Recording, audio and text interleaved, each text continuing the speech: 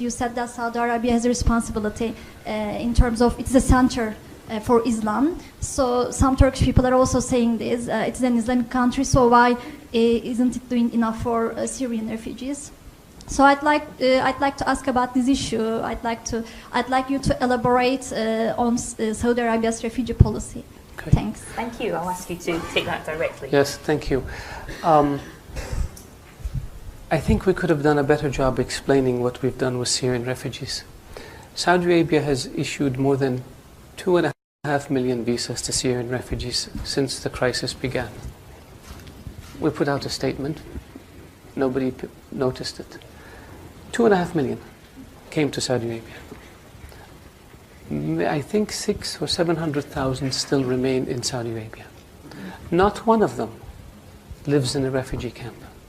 And not one of them lives in a tent.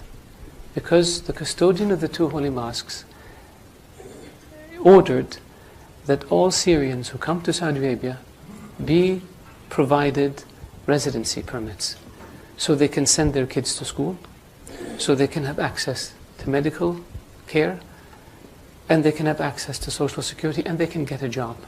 We don't have one Syrian. Of all the Syrians who came to Saudi Arabia, 2.4 million, not one of them lives in a tent. And the same thing we did with Yemenis. Since the war in Yemen began, almost 1 million Yemenis came to Saudi Arabia as refugees. And the same policy was applied to Yemenis. Not one of them lives in a refugee camp, and not one of them lives in a tent. And we don't brag about it, and we don't put TV cameras in front of them, because that, to us, is what our culture is all about. These people came because their homes were devastated.